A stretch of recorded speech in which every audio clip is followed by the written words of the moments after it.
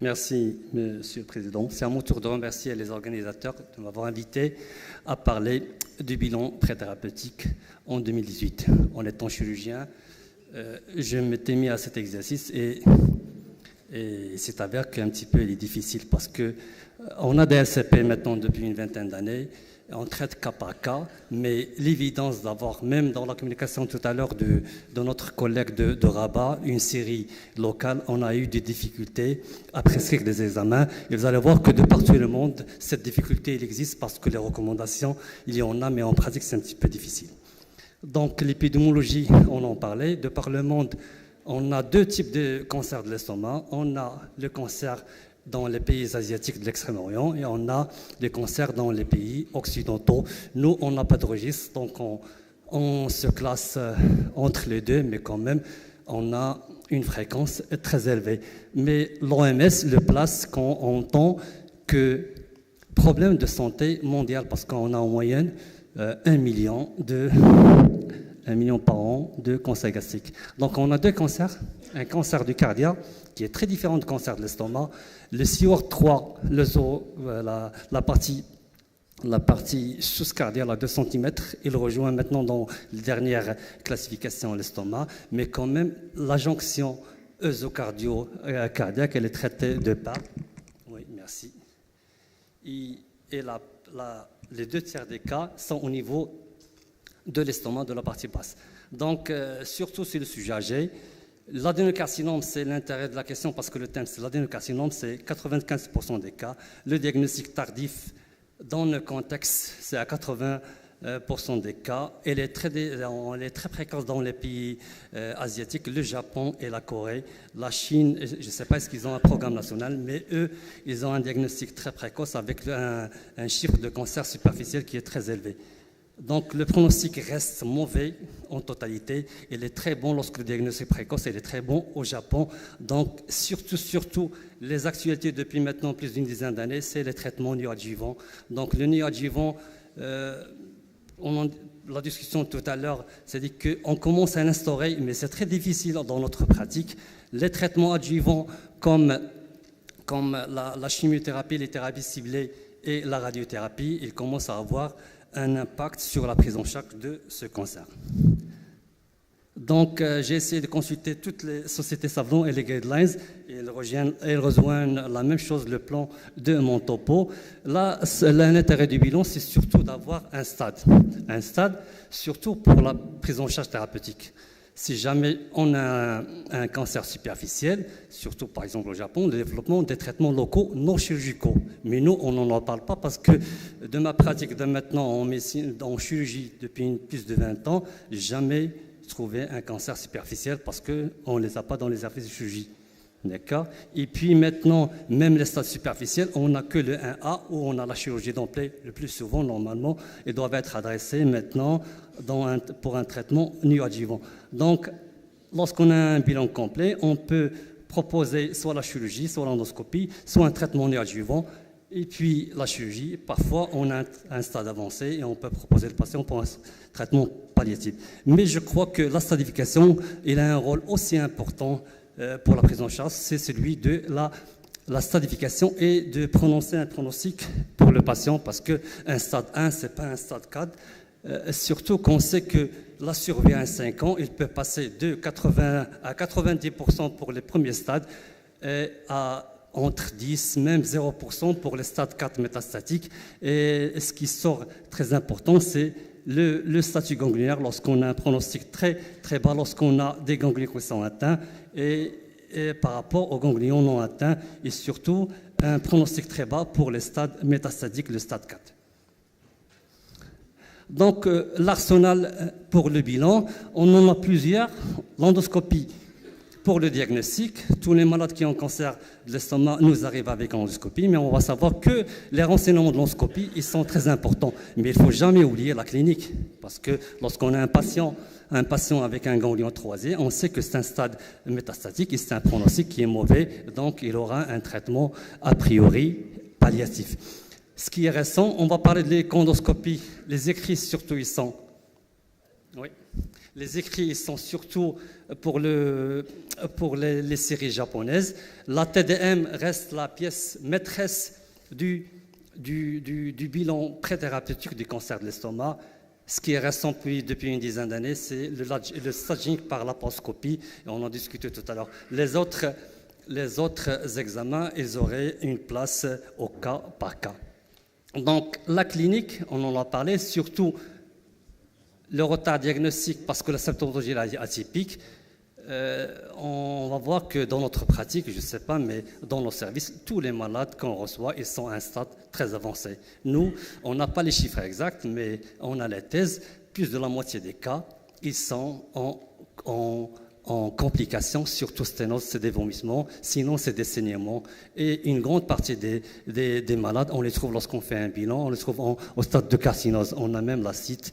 D'accord. Le terrain, il faut y penser avant. Donc, avant de envoyer un patient pour faire un scanner, et on a parfois des rendez-vous qui font des semaines pour un scanner, et lorsqu'on a un patient qui est anémique ou bien qui vomit, on a des patients chez qui on a demandé un scanner, et il vomit à une sténose, il vient avec une déshydratation avec des troubles hydroalcooliques. Donc, il faut en tenir compte avant de faire le bilan, de faire la clinique qui est très importante pour voir l'état de santé du patient, surtout le retentissement, et pour pouvoir gérer quelques complications, une perfusion, une transfusion, avant de demander le bilan préthérapeutique. Donc, la pièce maîtresse du bilan thérapeutique, c'est l'endoscopie. On l'a fait, mais nous, on sait.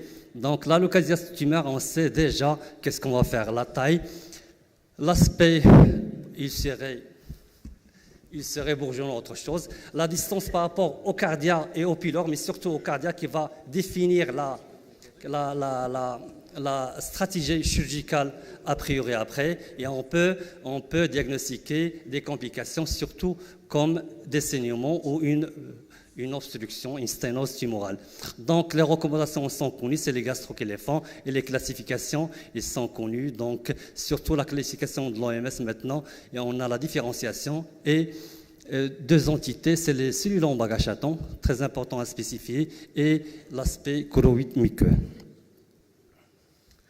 L'endoscopie, les techniques de biopsie, ils sont codifiés, mais parfois on a dans certaines formes comme la linite, donc les cancers en bagachaton, parfois les biopsies ils sont négatifs, c'est pourquoi on les refait une fois, deux fois. Dans le cancer superficiel, il y a les colorations qui commencent à faire leur impact dans les séries japonaises, surtout pour chercher une multifocalité. La TDM, ça c'est des cas à stade avancé qu'on a dans notre série. C'est je crois, une étape incontournable à part les urgences ou bien les états très altérés. Donc maintenant les nouvelles machines multibarrettes qui arrivent à faire tout le corps. Et on aura à préciser toutes les caractéristiques, soit pariétales, ganglionnaires, métastatiques. D'accord. Et ce qui maintenant, c'est la description, elle est très importante avec la dilatation, la distension. Tous les radiologues maintenant le font. Parfois, on ne les a pas lorsqu'on a une sténose, mais les estomacs ils sont distendus. Et ça permet une meilleure lecture scanographique. Donc, ça permet de préciser l'envahissement des voisinages, donc avec la disparition des lisières de sécurité, et puis surtout le statut ganglionnaire. Le statut ganglionnaire, on a 2 ou 3 examens qui font la chose, le scanner, l'échondoscopie et le PET-scan, et on va voir que le scanner est à sa place, et un ganglion qui est suspect, il va avoir une taille autour de 8 mm avec parfois une nécrose centrale et surtout un rayonnement après injection de produits de contraste.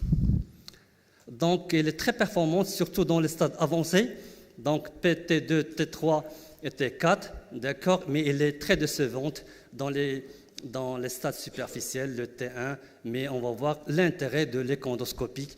Les métastases hépatiques et la carcinose, c'est la pièce maîtresse du diagnostic préthérapeutique, du bilan préthérapeutique, d'accord. Elle est moins performante, surtout sur les métastases superficielles et la carcinose péritonéale. Donc l'échondoscopie, donc dans les études, même un quart des patients maintenant, entre 2010 2014-2015, l'indication de l'échondoscopie commence à être un petit peu très demandée, mais on a un patient sur 4 qui fait une échondoscopie, mais je crois que le message il était clair, jamais il ne doit retarder une prise en charge parce que nous on a l'échondoscopie depuis maintenant 2-3 ans et ça n'existait pas même sur la région du Sud, je ne sais pas comment on l'a demandé. Donc il a une place lorsqu'on a des biopsies qui sont négatives, et surtout dans les stades superficiels. Donc pour le T3, T4, le scanner, il fait le diagnostic, il n'y a pas de souci. Je crois que même les indications à ce stade-là, ils ne sont pas très importantes. Mais surtout, il est très important dans les cancers superficiels et surtout le geste endoscopique, l'indication de faire un traitement non chirurgical conservateur et puis le geste qu'on va faire, excusez-moi, rapidement. Donc, on a parlé de ça, que l'échondoscopie, donc l'association des 2 examens, il aura de meilleurs résultats. Et puis, on aura, c'est ça que l'échondoscopie et la tomographe, ils sont complémentaires. La laparoscopie sagique, ça, c'est la méthode récente, c'est qu'elle est très intéressante parce qu'on trouve ces indications surtout lorsqu'on va faire un traitement curatif. Et maintenant, il est indiqué systématiquement dans les études prospectives pour pouvoir proposer un traitement curatif. Et on s'en va parce que surtout que les métastases, les carcinoses et les carcinoses, ils sont sous-diagnostiqués et toutes les guidelines avec la cytologie péritonéale, ils les demandent. D'accord. Les indications sont un petit peu maintenant proposées par quelques sociétés savantes pour les indiquer en cas de traitement curatif. Le TEP scan, il n'a pas sa place, mais il est indiqué, donc il est discuté cas par cas, mais surtout pour améliorer le statut ganglionnaire et métastatique, mais il reste quand même tous les écrits qu'il a une faible sensibilité pour les ganglions et les métastases. Nous, on l'a demandé pour un patient qui avait un cancer de l'estomac et un antécédent de tuberculose, mais il n'a pas réglé le problème parce qu'on avait une fixation au niveau du poumon, mais les biopsies, elles étaient négatives. L'imagerie par résonance magnétique, il n'a peu d'indications, il est surtout indiqué en complément au scanner ou bien en cas de contre-indication au scanner. Donc c'est ça, et là la précision c'est les mêmes par rapport au scanner, c'est pourquoi on ne les demande pas. Il n'y a pas de différence entre les deux, mais surtout l'association des 3 techniques, ils vont faire l'échographie, je suis obligé de l'acheter, mais de la citer, mais les guidelines ne la proposent pas parce qu'il a un peu d'intérêt diagnostique, mais on peut l'utiliser pour faire la différence entre une lésion biliaire comme KISS d'une métastase. Donc, les marqueurs tumoraux, il n'y en a que 2. La prédisposition, tout le monde en parle parce qu'on a maintenant des syndromes familiaux qu'il faut faire le diagnostic autour du cas index, mais surtout pour les apparentés, pour pouvoir avoir un diagnostic précoce. Pour vous dire que le bilan préthérapeutique nécessite la combinaison de toutes les techniques, de plusieurs techniques, qu'il faut les demander au cas par cas pour avoir un diagnostic précoce qui aurait un impact sur la prise en charge et surtout sur le pronostic. Mais surtout la SCP qui doit être faite avant le traitement, mais au stade du bilan, pour pouvoir indiquer ces examens et pouvoir proposer la meilleure conduite thérapeutique. Et je vous remercie.